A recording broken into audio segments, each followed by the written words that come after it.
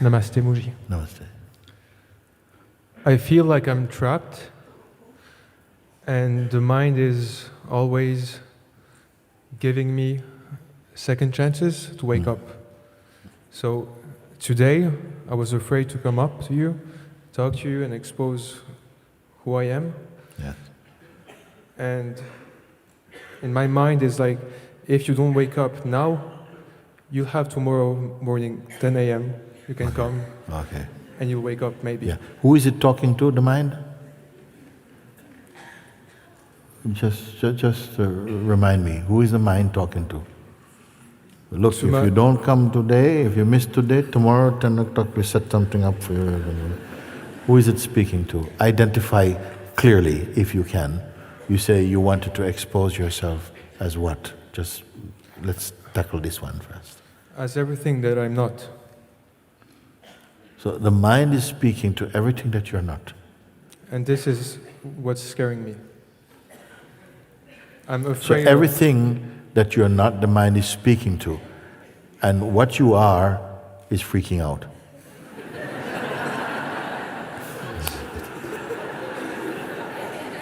I know it's weird, but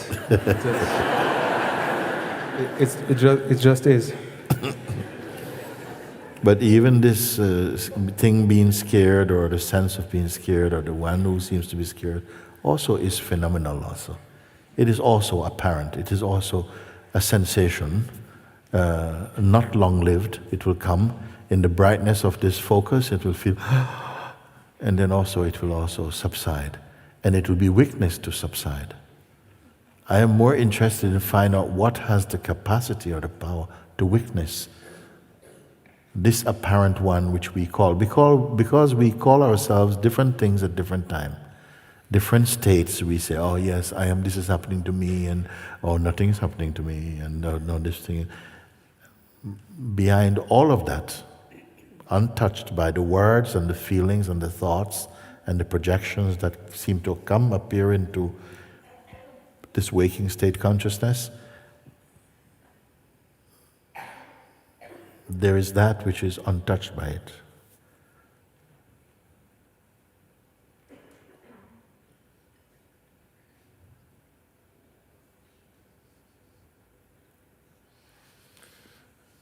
I can talk about it, but I seem not to be able to be about it.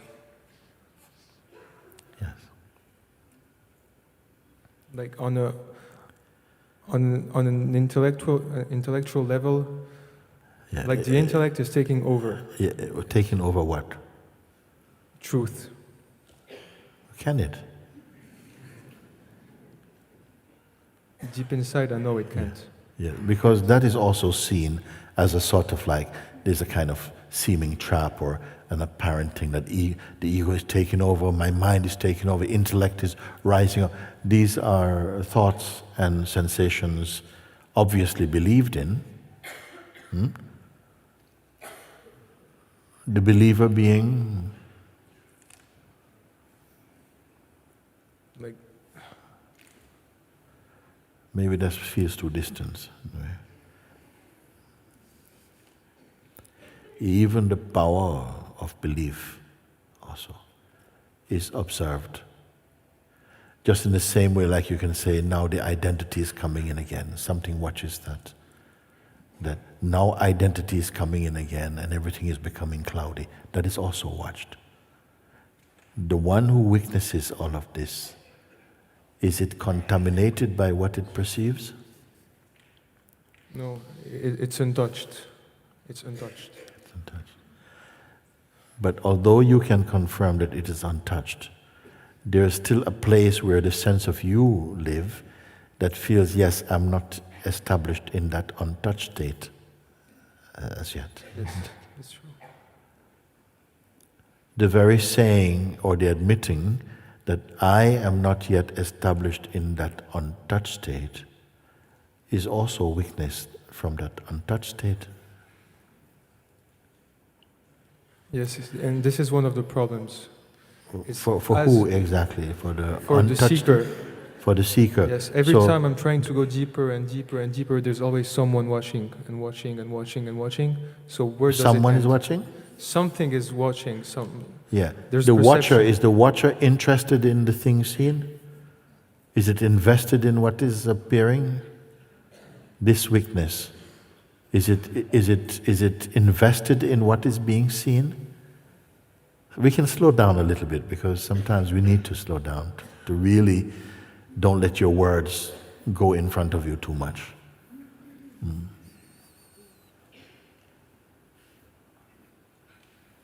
The witness that we are called the witness, is it invested in what it is witnessing? Because if it is invested in what it is witnessing, then it itself becomes phenomenal also. And is perceivable in a deeper space of witnessing. Have I gone too far? No. So it becomes something tangible, like it becomes something as a person. Yeah, I'm seeing all this, but it's still troubling me. So that witness is not pure. It's not impersonal yet. It's still very much caught up in the traffic of its own projections. Do you see this? Not really. Not really.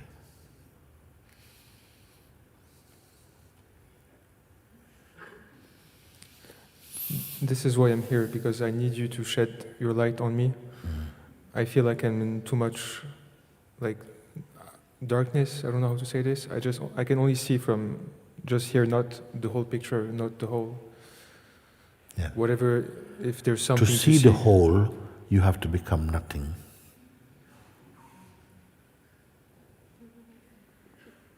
To see everything, you have to become nothing.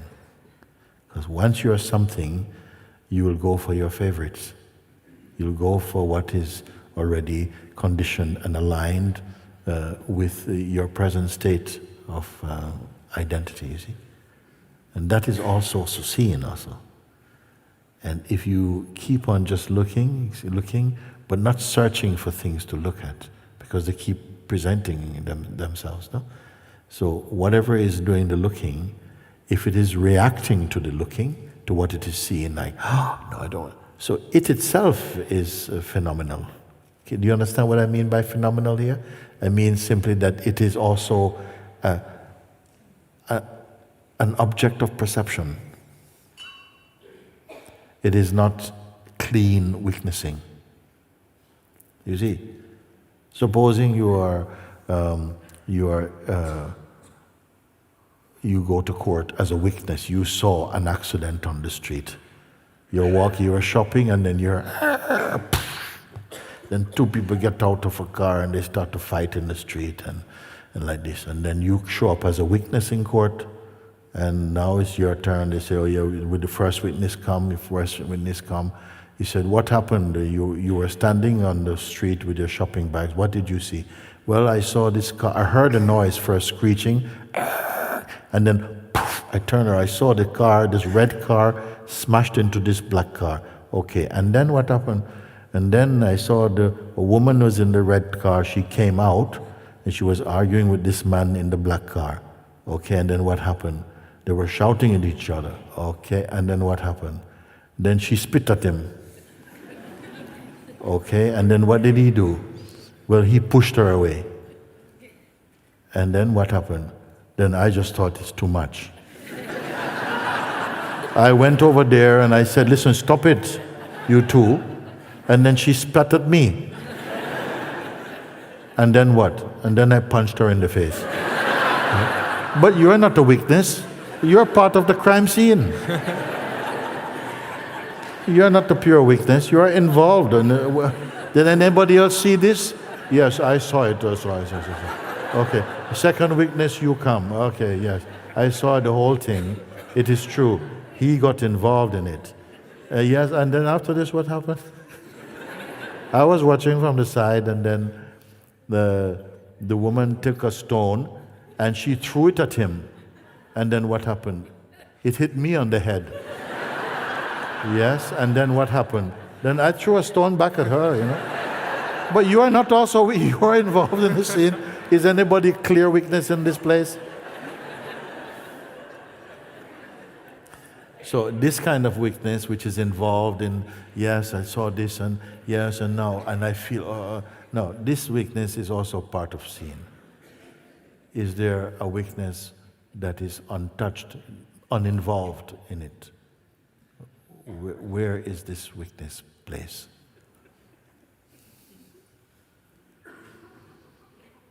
This is the true weakness.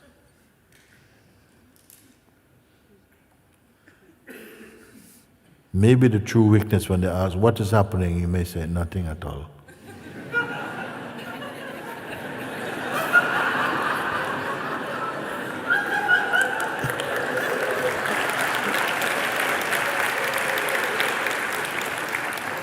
You see?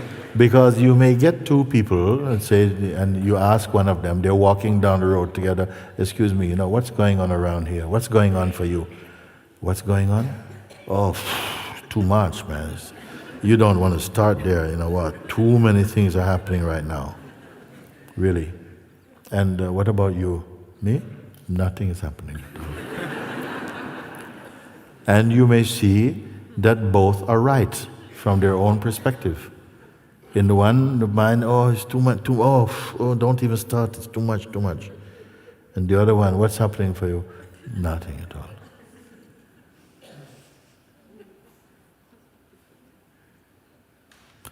Not because you don't care, nothing, but simply because it's not registering as being anything of significance. My master, Papaji, there's a book, it said, nothing ever happened.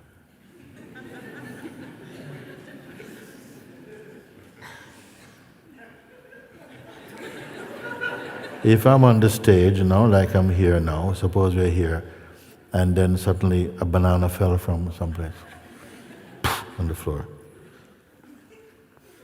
I keep talking, but most people are distracted. Did you see that? What? Banana. Banana just fell out of nowhere. And he says, well, he's from the Caribbean, of course, bananas. I mean, why not an apple? An apple is so much more poetic. And then again, we are distracted.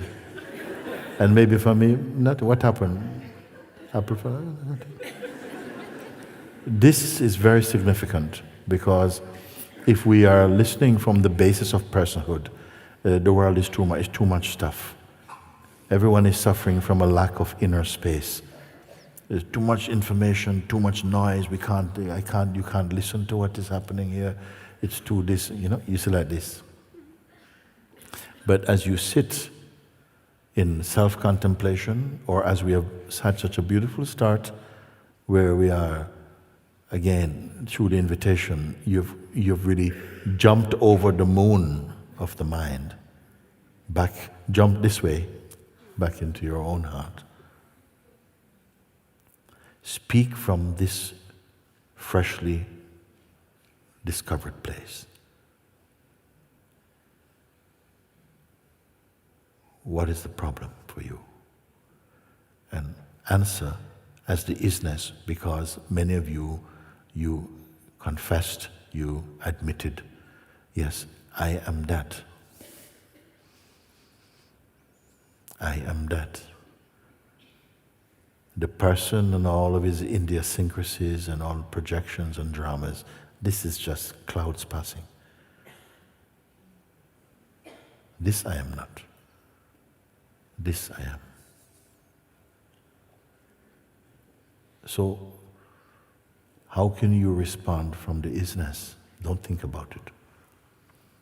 First confirm your place at the place of the isness. And thereafter, all your responses can be totally spontaneous, perfectly natural, unplanned. Just like your responses were.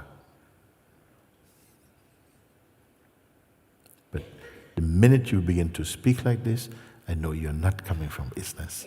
It's again like a reflex, the attention goes back to the habit of personhood. This is what's happening to me, this is what's freaking me out, and this is what I've been trying, all this noise. Soon, you may find you're not able to speak like that anymore. It becomes so clear that this is not true for you anymore. And I already feel lighter and Yes, less afraid, yes, and I'm welcoming it flawlessly. Like, I know I need to marinate in it. yes, I know this, but I know also that I'm where I'm supposed to be now. I'm just where I'm supposed to be. yes. Marinate in that. I will. I am doing it right now. Yes, yes, yes. It is just like this. Then this is a tree that bears immediate fruit. You will see. You spend the time just looking, honoring. You may say, but wow. When the question was asked, it's totally clear that it's not a thing. It is not a thing. How can I see that which is not a thing? It has no shape, it has no form, it has no size. And yet it is clear unto myself, it's not a gender.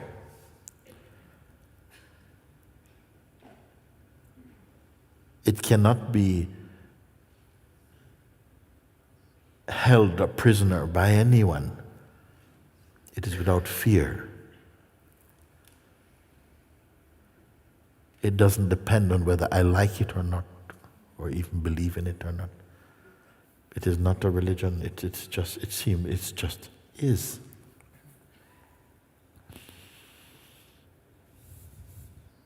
It didn't come from anywhere.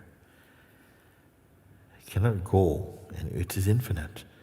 But do I really know this, or am I believing this?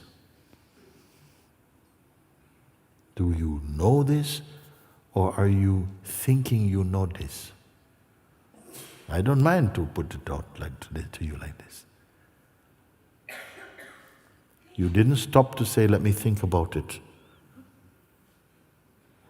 You did not confer. You didn't look at the one who seems to be answering most confidently. No, from your own self, you say, no, I cannot be sick, it cannot be depressed. It cannot be impressed. It cannot be owned.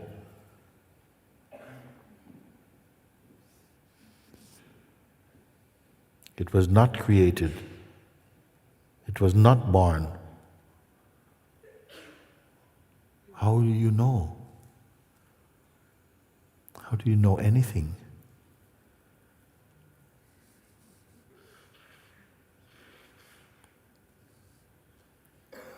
You did not even know you know.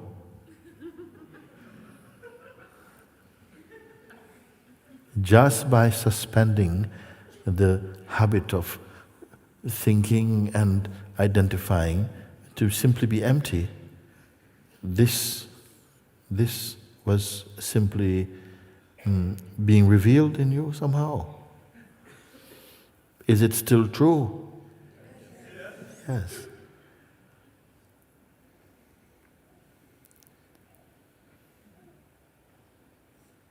Have you ever found anything that appeared in your life, anything that came and never left? No. Everything is traffic, everything, a thought, a feeling, even something you say, I've always wanted this, I've always wanted this. And finally you get it. Oh, I'll keep it for the rest of my life. And then next Tuesday, where's that thing? Oh, that blue thing? Yeah, oh, sorry, I threw it in the bin, I thought it was not... You, really? Oh, okay, never mind. How can you say you can consistently think a certain way and be a certain way and nothing can... You may say that, but you don't have the power to make that come true. But today, yesterday, today, you have discovered something, a something nothing, in a way that you have not before.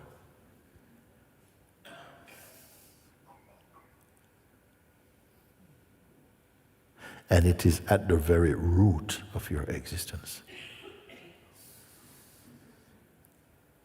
That has to have some impact. And this is why I said, my God, you don't realize as yet what you are discovering. The very discovery has somehow released its enzymes of illumination. What is your role in this? To keep being with it. Being with the thing which is inseparable and distanceless. Don't talk to anyone about it because it will just sound like foolishness. But a discovery is taking place within you. Honor it. Thank you, Mooji. Very good. Can I have a hug? Yes. All the way from Paris. Thank you so much. Thank you. I appreciate everything. Wonderful. Thank you, Mooji.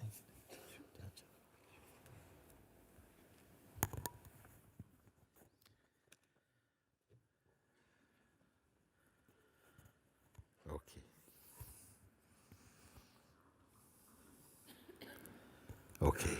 Okay.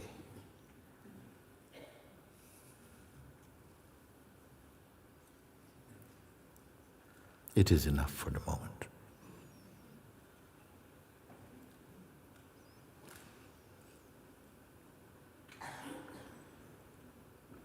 There isn't more.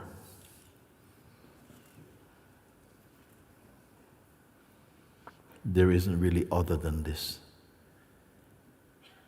Be one with this. It's a mystery because there's no book that can convey what this is. Only the book of your own heart.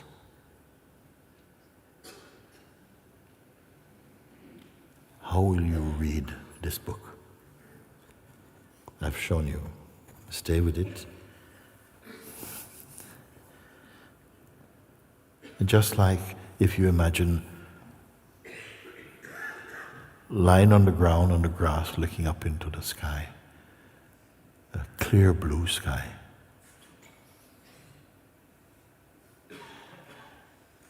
And out of this emptiness, a little movement is detected and suddenly a cloud appears. In the same way, it may feel like, what am I focusing on? He's asked me not just to wait, not to be patient only, but to look with alertness. Don't ask your mind to cooperate. Just look. And out of seeming nothing, something begins to manifest in a way that resonates inside your heart. Stay with it. Quickly, it deepens into an attraction, an urge, a joy. Stay with it. Stay with it.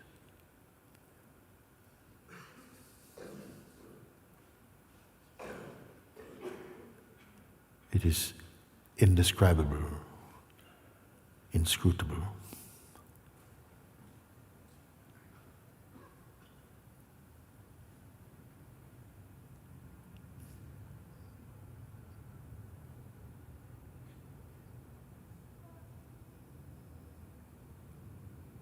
It is not too much for you to bear.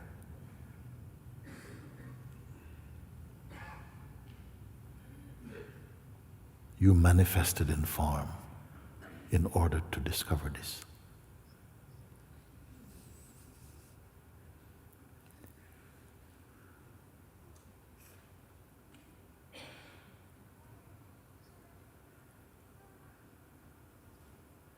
It will bring again a gratitude in your heart, an indescribable immensity.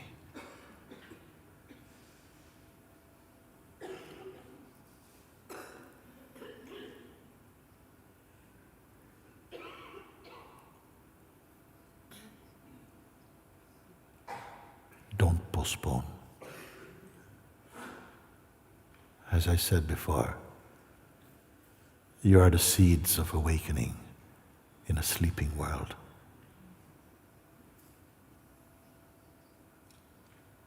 Don't go back to sleep. The voice of grace calls you because it's an opportune moment for you.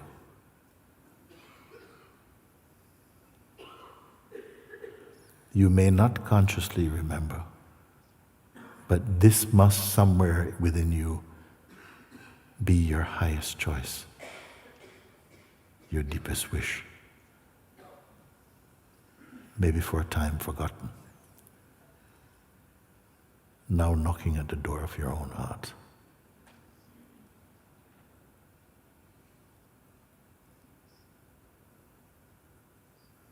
Don't miss your chance. Everything that you could possibly seek of value in this world is already here in you as this.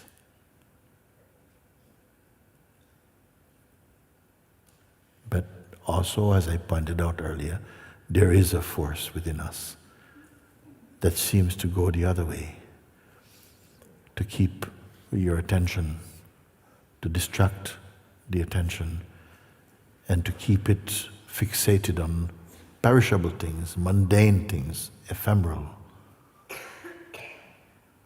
appearances. Discern what is true. And this power of discernment is quickening, it's getting more pure, more true. And stay with it until even the efforts to stay falls away.